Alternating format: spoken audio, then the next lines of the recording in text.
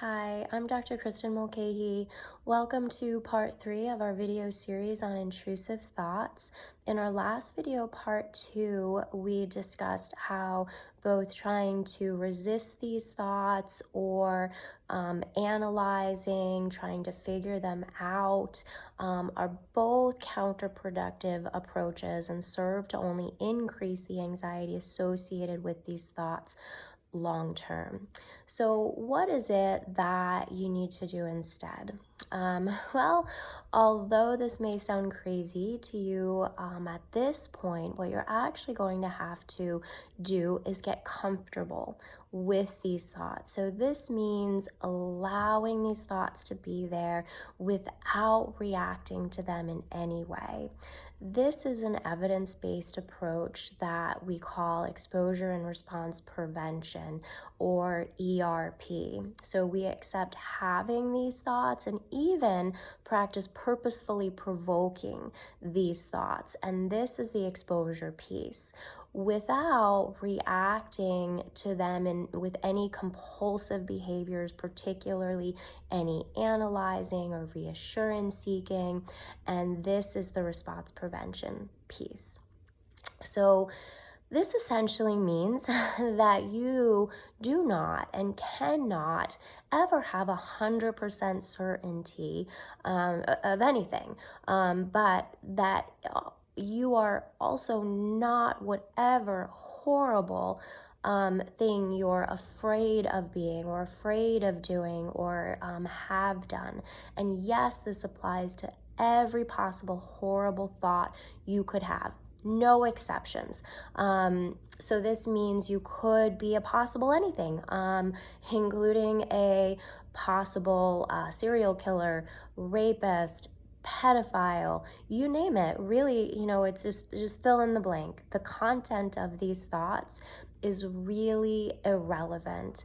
But what you want to keep in mind is that you could be possible anything, including a possible pedophile who has always and chooses to always act perfectly appropriate with children. And because the reality is you choose, you're in control of your actions at all times. But to trust this, you will likely have to put yourself in situations to test this out.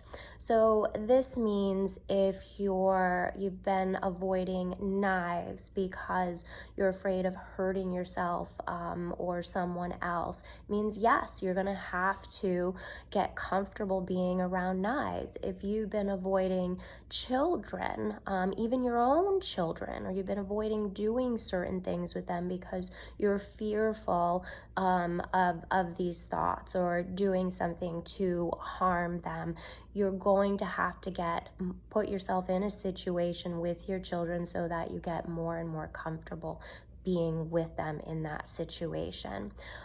So over the years, I've had lots of knives, hammers, weapon of your choice held to my head, my staff's heads, my clients' heads, and I'm still very much here. I've yet to lose anyone else yet, so I think you're safe, but who knows? You could be the first.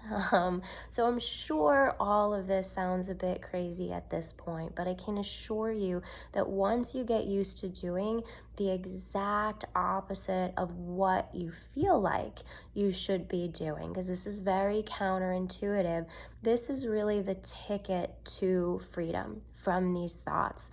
Once you can say to the OCD, come on, bring it on, and you can handle whatever thought it might give you, it might pop into your head, this is when you are truly free. And we've had lots of clients reach this point, and often fairly quickly. So if you or someone you know is struggling with intrusive thoughts, please reach out.